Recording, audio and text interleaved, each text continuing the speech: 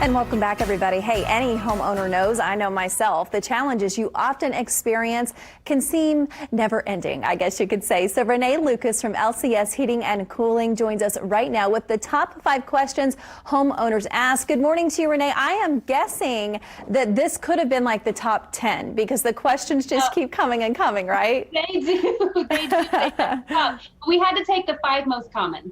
Yes, 5 most common, and we're going to kick things off, I understand, with why does filter size matter? Renee, let's talk about that. Yeah, so it absolutely does. So each system has its own filter that's in there. So you don't really get to pick the size. It's whatever your system comes with or what was installed with it. However, the quality of the filter has a direct impact on how clean your furnace stays and the quality of air that you breathe. Okay. So if you go to the store and just buy like a cheapy fiberglass filter, like if you hold that up, you can literally see right through it. And so it's not doing a very good job of catching dust and dirt, which means you're breathing it in or it's collecting in your furnace. So you really want to look at a pleated filter. It's just got a tighter weave and it'll collect smaller particles of dust. That's interesting. So that goes back to the question that you guys just saw on the screen. And that was Sue from Carmel. Her specific question, she said, I've gone down to my local hardware store and bought a cheap filter when it got dirty. So Renee, it might be, I guess, something good to keep in mind, right? Why you should invest in that thicker filter, perhaps, in regards to her question as well. Absolutely. You know, the dirt has to go somewhere and the dust. And so it's either going to go in your home or it's going to go inside of the furnace. And so when it builds up in the furnace like that, it can have some impact on your parts in there, like your motors and your boards and things like that, and cause your furnace to have to work harder than what it needs to down the road. Interesting. Good to know. Okay, I want to move on. Number 2, what is the ideal temp difference from day to night? And Renee, it's David this time from Fishers who is asking basically how big of a temperature difference can we keep the thermostat at? Any advice for David? Oh, that's a great question. So it really depends on whether you have an electric or a gas system. So if you have a heat pump with an electric furnace, you really only want to keep it about a 2 to 3 degree difference from day to night. The reason is because when it's cold, like I'm like looking at the snow, when it's cold like it is now, the heat pump can't make up that difference on its own. So that electric furnace is going to come on to supplement it.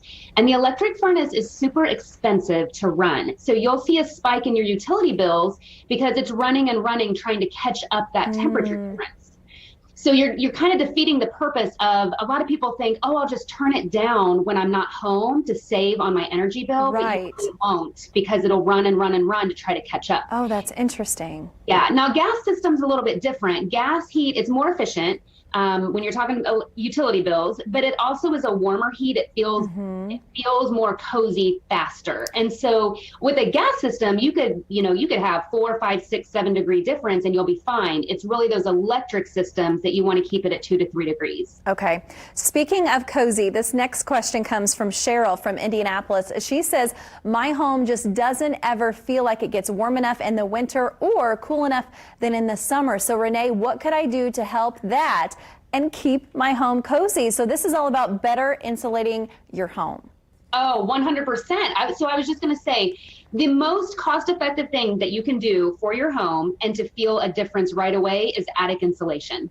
So pop your head up in the attic, and if you can see the joist, or if you see just a really thin layer of insulation, you probably don't have enough. You really want to have a minimum of about 12 inches or more of insulation up there. So that's something to definitely check. And then your windows and your doors, if there's weather stripping missing, if there's a seal that's broken, that could be a lot of cold air rushing in, or hot air in the summertime. Right. And that just means that your system's going to run longer cycles. It's going to work a little bit harder because of that. Okay, I want to get to these next two. Stephen from Carmel asks, when I moved into my home about 10 years ago, the heating and cooling system was new.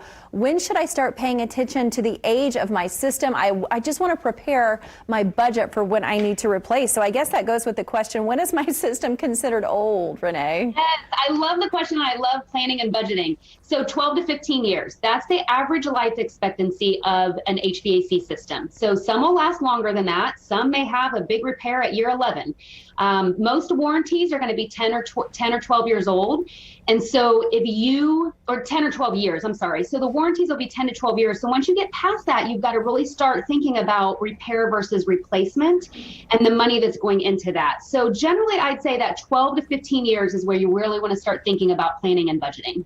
Renee, thank you so much. I wish we had time for this other question. I'm going to put this, though, on our website, indystyle.tv, because it talks all about breathing issues and how those could be related to your HVAC system. So Renee answers that, of course, on our indystyle.tv page. But Renee, it's such great information. Thank you so much.